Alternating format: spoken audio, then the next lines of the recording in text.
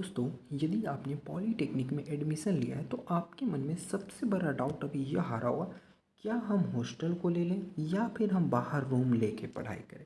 तो फ्रेंड्स, आज की इस वीडियो में मैं आपको बताऊंगा कि किसमें पैसा ज़्यादा लगेगा। यदि आप हॉस्टल लेके पढ़िएगा तो आपको ज़्यादा पैसे देने होंगे, या फिर अगर रूम रेंट लेके पढ़ते हैं तब आपको कितना कॉस्ट आएगा।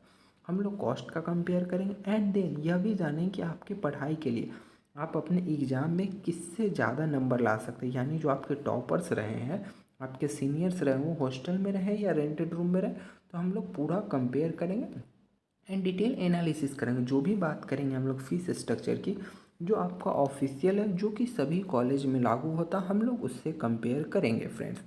तो hello friends, once again welcome back to polytechnic club. Polytechnic easy है। तो फ्रेंड्स, चलिए हम लोग जल्दी से शुरू करते हैं अपने इस सेशन को। तो सबसे पहले हम लोग बात करते हैं हॉस्टल की। हॉस्टल की प्रोस बोले तो हम लोग हॉस्टल के बेनिफिट देखेंगे। कहने का मतलब है, यदि आप हॉस्टल में रहते हैं तो आपको किन किन चीज़ों का लाभ होगा। तो फर्स्ट ऑफ फ्रेंड्स, यदि आप हॉस्टल में रहते हैं तो आप वहाँ पे एक डिसिप्लिन एंड एक का शेड्यूल हो जाता है। डिसिप्लिन बोले तो आपको एक मतलब रूल्स रहता है कि हॉस्टल में जाए कैसे रहना है। हॉस्टल का नियम होता है, वहाँ का एक अपना वार्डन होता है, ठीक है। शेड्यूल की बात करें तो शेड्यूल कहने का मतलब आपको वहाँ पे फिक्स होता है कि आपका खाने का टाइम यह है, आपका नाश्ता का टाइम यह है, आपका खेलने का समय यह है, आपका हॉस्टल से बाहर जाने का समय यह है। तो एक आप डिसिप्लिन और शेड्यूल को सीखते हैं। सेकेंड कंसर्न आता है कि आपको वहाँ सिक्योरिटी अच्छा रहता है, क्योंकि आपके हॉस्टल के बाहर गार्ड देखने को मिलेंगे।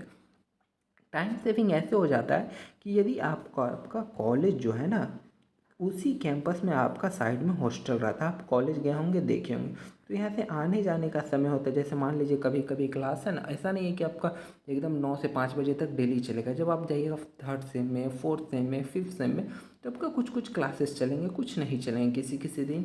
तो आप क्या रहेगा ना कि जब आप रूम यहीं पे रूम लेके रहिएगा ना, तो आप जब क्लास होगा आपको ग्रुप में मैसेज आएगा, आप आराम से चले जाइएगा। तो इस तरीके से होता है। तो टाइम सेविंग हमारा यह हो गया। एंड ग्रुप लर्निंग की बात करें तो देखिए, कुछ कुछ जो कॉलेज होते हैं वो क्या करते हैं, अपने लाइब्रेरी को अपने कॉलेज टाइम, जैसे कॉलेज टाइम आपका 5 बजे ख़त्म हो रहा है ना, बट कुछ कुछ कॉलेज क्या रहते हैं, उसे 6 बजे, 7 बजे, 8 बजे तक लाइब्रेरी को ओपन रखते हैं।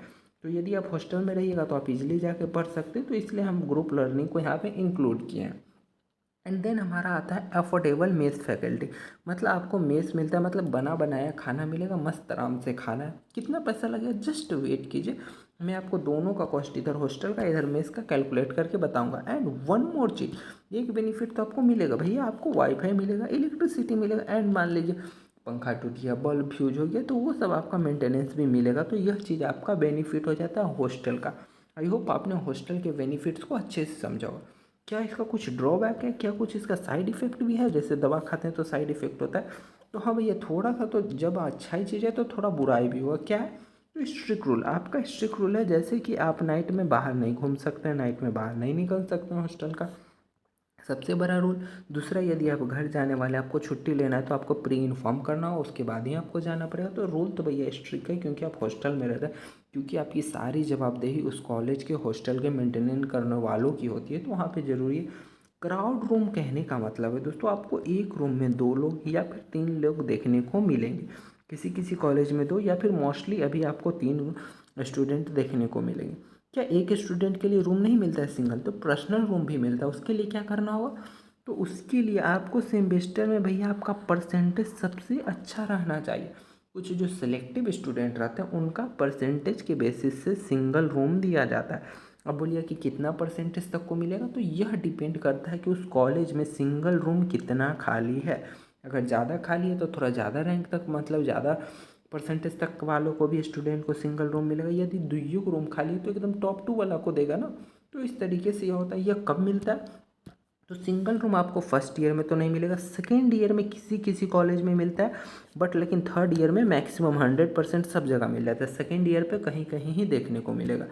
एंड थर्ड, हमने बोला है कि मेस की फूड की क्वालिटी अच्छी नहीं होती है, ठीक है। ये आपके कॉलेज टू कॉलेज डिपेंड करता है एंड ये स्टूडेंट पे डिपेंड करता है। बट जनरल अवधारणा है कि भाई मेस का खाना एक ही चीज़ रेगुलर खाना रहेगा, तो वो लोग भी थोड़ा तो अपना पैसा बचाएगा। तो मेस का खाना आपके मनपसंद के अनुसार से नहीं मिल पाता है, ठीक है। प्राइवेसी कम कहने का क्या मतलब है कि एक रूम में 2 लोग रह रहे हैं, 3 लोग रह रहे हैं, तो थोड़ा सा प्राइवेसी आपका कम हो जाता है। अब आप बोलिएगा हम बाहर भी रहेंगे तो 2 लोग लेके रहेंगे, ज़ाहिर सी बात है आप 2 लोग लेके भी रहिएगा। इन केस आप सिंगल रहते तो वहाँ प्राइवेसी ज़्यादा होती है, तो दैट्स वाई हमने यहाँ पे प्राइवेसी कम लिखा। इसे आप लोग इग्नोर भी कर सकते हैं। तो ये रही बात हॉस्टल की। अब ज़रा बता दीजिए रेंटेड रूम के बारे में एंड उसका कॉस्ट के बारे में। तो चलिए वो भी बता देता हूँ आपको। पहले रेंटेड रूम पे आते हैं, तो रेंटेड रूम में आपको क्या भैया फ्रीडम मिलेगा। इतना फ्रीडम मिलेगा कि आप बिगड़ जाइएगा बड़े आराम से, अगर आप पे सेल्फ डिसिप्लिन नहीं रहा तो आपको क्या है ना, पूरा फ्रीडम मिलता है। मस्त आराम से घूमिए, 10 बजे 12 बजे इधर उधर घूमिए, मज़ा कीजिए, ठीक है। तो इसमें आप बिगड़ जाइएगा। आप ना देखिए, आप पढ़ाई करने जा रहे हो तो एक मोटिव हमेशा रखिए, आप पक्का गवर्नमेंट जॉब सोच के ही ये कर रहे हैं। तो इसके अपने लक्ष्य से कभी मत भटकिएगा, नहीं तो बर्बाद होने में ज़्यादा समय नहीं लगता, सुधरने में बहुत टाइम लगा। आपने 10th अच्छा किया होगा, 12th अच्छा किया होगा, उधर जाके क्या पता चलेगा पहले सेमेस्टर में 3 पेपर में कैरी लग गया, 4 पेपर में कैरी लग गया, 4 पेपर में कैरी लग गया, फेल हो जाइएगा। मैं आपको एक रूल बता दूंगा कि कितना पेपर में पास कीजिएगा, फेल कीजिएगा तो आप बचिएगा। तो वो सब चीज़ मैं आपको आगे सिखाऊंगा, पहले आप यह जान लो। तो ठीक है, फ्रीडम मिलता है, बट फ्रीडम के कारण आपको बिगड़ना नहीं। कुकिंग फैसिलिटी मतलब अब आप खाना बनाने में थोड़ा एक्सपर्ट शेफ है, तो मस्त आराम से अच्छा सा खुद को बनाइए, अच्छा सा खाइए, तो खाने पीने का फ्रीडम मिलता है। एंड अपना घर से खाना ले लेके आइए अनाज और इधर बनाइए, ये चीज़ करना पड़ता है दोस्तों। हम भी लोग रहे हैं, तो जब आप स्टूडेंट जीवन में रहते हैं तो स्ट्रगल तो करना पड़ेगा। जब आपके घर में राशन रहेगा तो वही लेके आना होगा, वही बनाना होगा, ठीक है। एंड कंफर्टेबल स्टडी इन्वायरमेंट, कहने का मतलब है ना कि आप यदि पर्सनल रूम लेते हैं, कहीं अच्छा जगह लेते हैं, तो आपके लिए पर्सनली आप आराम से पढ़ाई कर सकते हैं। साथ एक बेनिफिट इसका यह होता है दोस्तों ना कि easy to part time job. अब जो दोस्तों होता है ना, कुछ स्टूडेंट जो होते हैं वो चाहते हैं कि हम इधर डिप्लोमा करते करते ना अगर कुछ 2-4 पैसा मिल जाए तो हम ले ले तो अच्छा रहे। तो वो क्या रहता है ना, बहुत सारे स्टूडेंट, आप सोचिए क्या कहीं जॉब मिलता है क्या। तो आप जहाँ रूम लेके रहिएगा ना, उसी के घर में उसी के आसपास के कुछ स्टूडेंट होते हैं ना, बोले तो छोटे छोटे बच्चे क्लास 8 के, 7 के, 9 के, 10 के, वो क्या है, उनको तो ज़रूरी है ना भैया, या फिर उससे भी छोटे का मान लीजिए 3rd 4th 5th का, तो वो चाहते हैं कि कोई जॉब करे। तो जब आप रूम लेके जहाँ रहिएगा तो वहाँ का ऑनर जो रहेगा उस सबसे थोड़ा जान पहचान हो जाए। जब उसको बोलिएगा कि कोई बच्चा है जिसको हम होम ट्यूशन दे सके, या फिर बच्चा यहाँ के पढ़ ले, देन आप होम ट्यूशन दे के भी काफ़ी अर्निंग कर सकते हैं। ये आपके ऊपर डिपेंड करता है कि आप कैसे और क्या करना चाहते हैं, ठीक है। तो ये पार्ट टाइम को आप अपने हिसाब से यूटिलाइज कर सकते हैं। आप खुद की पढ़ाई कर सकते हैं, या फिर डेली अगर एक ही होम ट्यूशन ले लीजिएगा तो इसी से आपका रूम रेंट आराम से पूरा का पूरा आराम से इधर ही निकल जाएगा। बच्चा खाना का तो आप इजली मैनेज कर लीजिएगा। तो थोड़ा बेनिफिट होता है कॉस्ट का, वो मैं आपको आगे बताऊँगा कि कितना का अंतर आपको पड़ने वाला है। कुछ इसका ड्रॉबैक भी है, तो हाँ भैया थोड़ा सा इसका कुछ नुकसान है। भैया किसी भी चीज़ का प्रॉफिट होता है तो उसका थोड़ा सा ड्रॉबैक भी होता है। तो बोले तो ये थोड़ा सा कॉस्टली पड़ेगा, लेकिन इस कॉस्ट को कम करने का आप लोग के पास ऑलरेडी आइडिया। आप बोलिए कि हम अकेले नहीं रहेंगे, हम 1+1 रह लेंगे, यानी एक रूम में 2 लोग रहेंगे। तो हाँ भैया आपका क्या रहेगा, कॉस्ट बस सीधा का सीधा आधा हो जाता है, लेकिन हॉस्टल में नहीं होता है। तो ये सब रेंट हो गया, इलेक्ट्रिसिटी का बिल हो गया। कहीं कहीं पे क्या रहता है कि इलेक्ट्रिसिटी का बिल पहले से इंक्लूड रहता है। तो ये चीज़ आप रूम लेते समय देख लीजिएगा। वाटर और फूड तो भैया आपका लग गया, पानी भी आपको लेना किनना पड़ेगा। डिस्ट्रैक्शन सबसे सबसे ज़्यादा, बोले ना बिगड़ जाएगा। इतना फ्रीडम मिलेगा, इतना फ्रीडम मिलेगा कि क्या बोलिएगा। आप सोचिए चलो थोड़ा मूवी चल लेते हैं, थोड़ा पार्क चल लेते हैं, थोड़ा घूम के आते हैं, तो भैया मस्ती कीजिएगा। तो बोले तो डिस्ट्रैक्शन आपका बढ़ेगा, सेमेस्टर आपका गड़बड़ा सकता है। सेफ्टी कंसर्न, कहने का मतलब है कि यहाँ पे जैसे स्पेशली गार्ड रहता है हॉस्टल में, वहाँ पे आपको गार्ड नहीं रहेगा, तो भैया आपको अपने सामान की सुरक्षा स्वयं करें। तो इस तरीके का सिचुएशन आता है। फिर आगे आ जाता है हमारा मेंटेनेंस एंड रिस्पॉन्सिबिलिटी। यदि पंखा ख़राब है तो खुद लेके जाइए, खुद बनवाइए। बल्ब फ्यूज है तो ये सब आपकी जिम्मेदारी होती है कि आप उसे मेंटेनेंस करें एंड सही सलामत रखें। तो ये थोड़ा सा है, बट मैनेज हो जाता है। ऐसा नहीं है कि मैनेज नहीं, हम आपको डरा नहीं रहे, आपको सच्चाई से अवगत करा रहे हैं। अब बात करें सजेशन की, तो क्या करना चाहिए। यदि आप सीनियर्स की बात सुनिए तो कुछ सीनियर कहेंगे कि आपको डिसिप्लिन में रहना है, ग्रुप स्टडी करना है, एग्ज़ाम में अच्छा टाइम चाहिए, डिसिप्लिन में रहना है, तो आप हॉस्टल की तरफ जाइए, ठीक है। एंड कुछ लोग बोलेंगे कि नहीं भैया, जब आपके अंदर पूरा कंट्रोल है, आप अपने मन को काबू में रख सकते हो, तो आप आराम से क्या कीजिए, बाहर लीजिए, थोड़ा फ्रीडम मिलेगा, अपने आप को लिमिट में कंट्रोल रखिए, थोड़ा पैसा बचेगा एंड इधर जाइए। अब आप पूछेगा आपका क्या कहना है, अगर हम होते तो क्या करते। तो देखिए, यदि अभी आप नए नए जा रहे, अभी आप 10th किए हैं, ठीक है, अभी आपको बाहर के संसार का उतना आइडिया नहीं है, बाहर कैसे रहना है, तब क्या कीजिए ना, फर्स्ट ईयर में क्या कीजिए, आप पहले हॉस्टल के लिए अप्लाई कीजिए, ठीक है।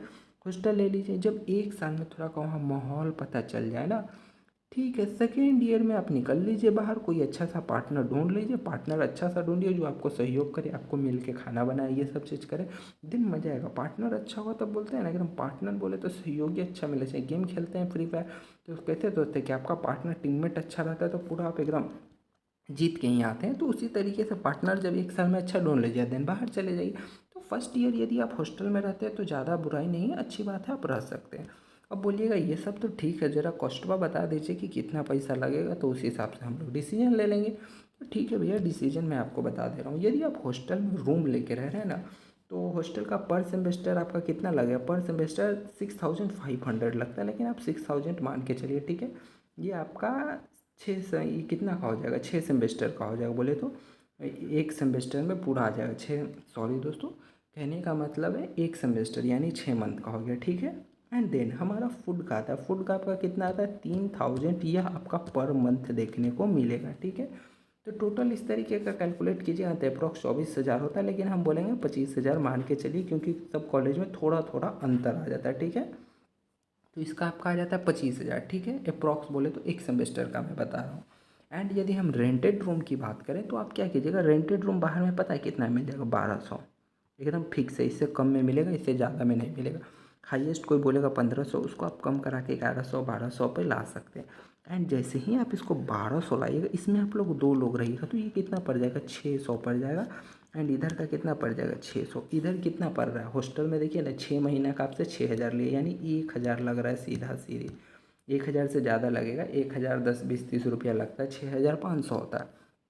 तो इधर देखिए पैसा सीधा सीधा आधा हो गया। एंड इधर आप होम ट्यूशन भी दे सकते हैं, 7 से 8 या फिर 6 से 7 ऐसे आप पढ़ा सकते हैं, इधर उतना आपको नहीं मिलेगा। तो रेंटेड रूम में रहने से आपको थोड़ा तो बेनिफिट आपको है डेफिनेटली मिलेगा फ्रेंड्स, लेकिन फर्स्ट ईयर में तो थोड़ा प्रॉब्लम होगा। एंड ये जो मैंने चार्जेज बताया ना कि इसका हमारा 6,000 लगता है, ये आपका एक सेमेस्टर बोले तो टोटल कितना लगेगा, टोटल बोले तो 6 मंथ के लिए है, ठीक है। 6,500 या 6,050 ऐसे रहेगा, ठीक है। 6000 प्लस समझिए, ठीक है। एंड मेस का लगेगा 3500, हम 3000 मान के चल रहे हैं। तो ये आपका पर बोले तो ये कितना लगेगा, पर मंथ लगेगा, ठीक है। तो यही आपका चार्ज रहेगा। ये 3000 आपको 500 देखने को मिल सकता है, ये 6000 आपको 500 देखने को मिल सकता है।